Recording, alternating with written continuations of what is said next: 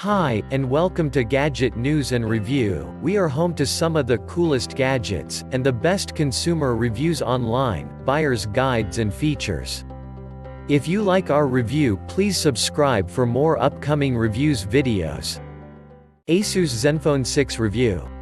Global sales of smartphones may be slumping, but that's working out pretty well for folks like you and me.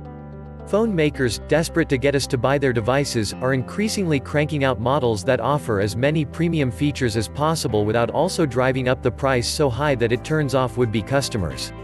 Asus' latest flagship phone, the ZenFone 6, fits squarely in this category of aggressively priced premium handsets. After a summer-long wait, the ZenFone 6 is now available for pre-order in the US, where you can buy the base model, 6GB of RAM, 64GB of storage, for $499.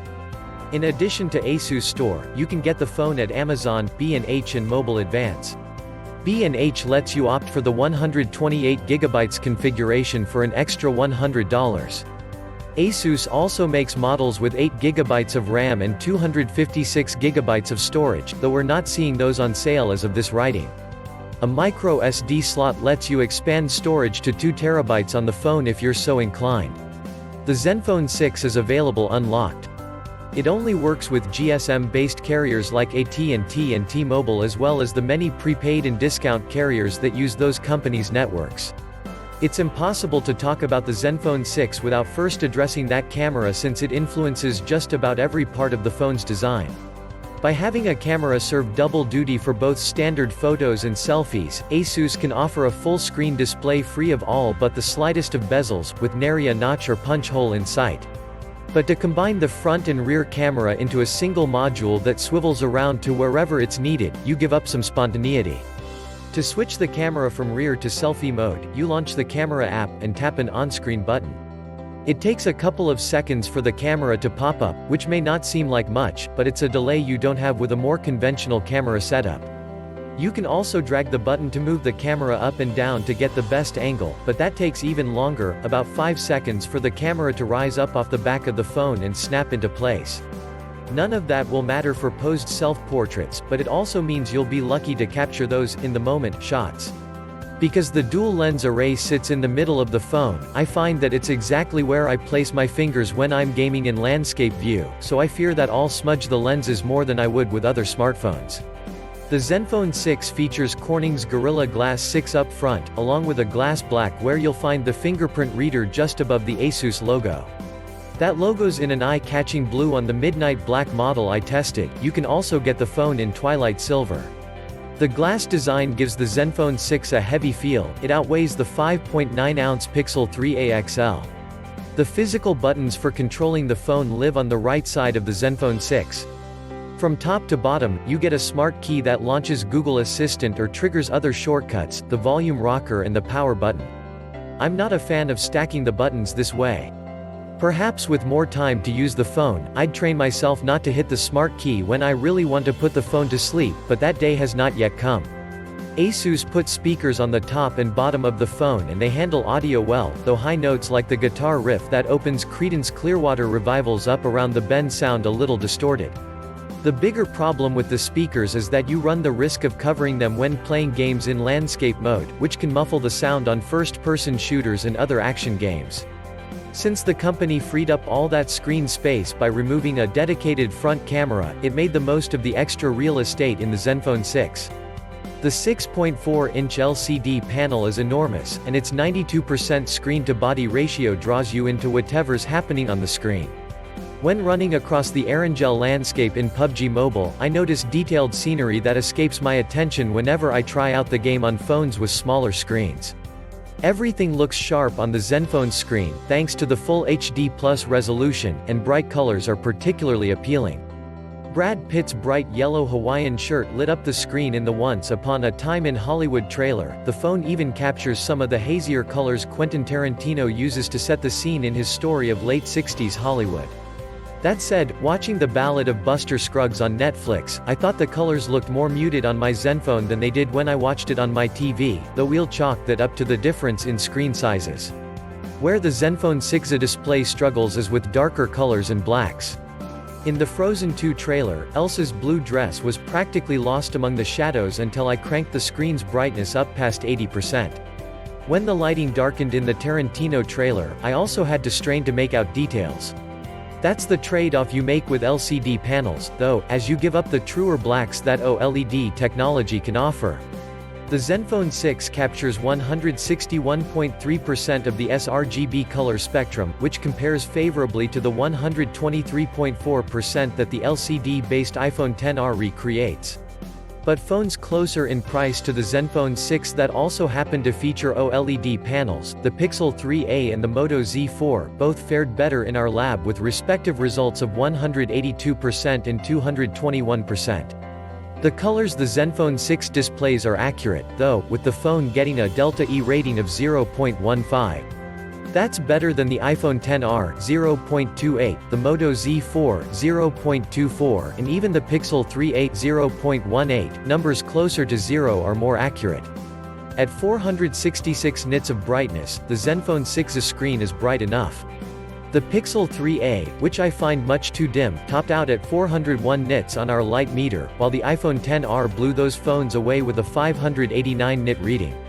I didn't have any trouble seeing the ZenFone 6's screen in bright sunlight, though cranking the display to maximum brightness helped. As unique as the ZenFone 6's flip camera may be, it's not going to be much of an innovation if it also doesn't deliver good-looking photos. Fortunately, the ZenFone 6 performed well in our camera testing, with its two lenses producing a number of impressive shots in various circumstances. Whether the camera is tucked into the back of the ZenFone 6 or swiveled out to capture selfies, you get a 48-megapixel main lens with an f1.79 aperture, that's augmented by a secondary 13MP wide-angle shooter when you want to pull back for more detail. Like flagship phones from Samsung, LG and OnePlus, the ZenFone 6 uses a class-leading Snapdragon 855 processor. But those phones cost hundreds of dollars more. The OnePlus 7 Pro is the closest to Asus phone in price at $669. So you should expect comparable performance to these devices at a fraction of the price. And based on my time with the ZenFone 6, that's exactly what you get. We tested the top-of-the-line model that comes with 8GB of RAM and 256GB of storage. But even if you stick with the base model and its 6GB of RAM, you can expect performance in line with the big boys of the Android phone world. On Geekbench 4, which measures overall performance, our ZenFone model scored 10,290. That's a few places behind the Galaxy S10 Plus 10,732, and LG G8 Think 10,958, and a bit more behind the OnePlus 7 Pro's 11,227 result, though that latter model benefits from a hefty 12GB of memory. The ZenFone 6's performance looks more impressive when you compare it with other sub-$500 phones that run on slower processors to save on cost. The Snapdragon 675-powered Moto Z4 costs the same as the ZenFone 6, but its Geekbench 4 result of 6,506 is well off the pace of the Asus phone. Similarly, the Pixel 3a XL and its Snapdragon 670 chipset turned in a 5,197 score. The ZenFone 6 definitely delivers more bang for the same buck. In graphics testing, the ZenFone 6 also held its own against pricier competitors. The phone turned in a score of 5,548 in 3DMark's Slingshot Extreme OpenGL test, about what we saw from the S10 Plus 5,648 and OnePlus 7 Pro 5,581. Those numbers square with our everyday use of the ZenFone 6, which deftly handled demanding games like PUBG Mobile. I played the game at its highest graphics settings and rarely saw any stutters or hiccups, certainly nothing that affected gameplay. The phone does get noticeably warm when you're taxing its processor, especially around the camera module. I could jump between apps without any hesitation on the ZenFone 6, and found the phone to be responsive to my taps and swipes. The ZenFone 6 has more than enough power to handle the things most smartphone users will throw at it, and it has enough in the tank to take on demanding apps, too. Asus did not skimp on battery size with the ZenFone 6, opting for a 5,000 mAh power pack. For context, the ZenFone 5Z offered a 3,300 mAh battery, which now seems both quaint and paltry. You certainly get the sense that the ZenFone 6 is not going to need to be charged that often. One night, with the phone's battery indicator at 65%, I forgot to plug in the ZenFone 6 to charge overnight. The next morning, the indicator had trickled down to 60%. On another occasion, after a 2-hour testing session that featured app downloads, gaming and watching trailers on YouTube, the battery indicator dipped from 85% to 65%, and that's after I slipped the phone in my pocket for a while without putting the screen to sleep. I told you that smart key button was a nuisance. The ZenFone 6 also excelled at our battery test, in which we have the phone continuously surf the web over T-Mobile's LTE network with the screen set to 150 nits of brightness. The ZenFone finished at 15 hours and 1 minute, a staggering result for any phone, even one with that big of a battery.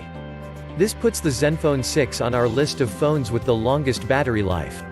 Only 2 other phones of recent vintage topped 15 hours on our battery test, the Moto G7 Power 1535, which also benefits from a ridiculously sized 5000 mAh battery, and the Cat S41 1519, an older model aimed at the contractor crowd. A bigger battery is going to take longer to charge, but Asus speeds the process a little with support for 18-watt QuickCharge 4.0 technology. I plugged in the ZenFone 6 when its battery was all but drained. The indicator showed 1% remaining, but it was running on fumes at that point. After 15 minutes of charging, the indicator was up to 17%. Running that same experiment on the Pixel 3a XL, another phone with an 18W charger, I got the phone's battery indicator to 22% after 15 minutes, though the Pixel 3a XL's smaller 3700 mAh battery doesn't take as much to refill. The ZenUI has never been a strong suit of the Asus phone experience, but the latest iteration takes some steps in the right direction. Don't expect the pure Android experience you get from phones that take a lighter approach with tweaking Android's interface, but you'll find less bloatware and a more straightforward settings app on the ZenFone 6. The phone ships with Android 9 Pie, and you can expect an Android Q update later. The phone can run the Q beta right now, if you're daring. Asus is promising an upgrade path to 2020's Android R, which is a long time to support a sub-$500 phone. The performance and battery life offered by the ZenFone 6 are enough to earn it a space on our list of best Android phones available today. Those factors would be impressive enough on their own, but when you consider you're paying a couple $100 less than higher-profile Android phones but getting comparable performance and a longer-lasting device, it really reflects well on the ZenFone. There are trade-offs for that lower price. I've seen better-looking displays, and as innovative as the camera design is on the ZenFone 6, you'll get better shots from the Pixel 3a XL. That said, the photos produced by the ZenFone 6 aren't too far off the pace set by leading camera phones, and if you don't mind waiting for that camera array to snap into place, this is a pretty solid phone to turn to for your mobile photo needs.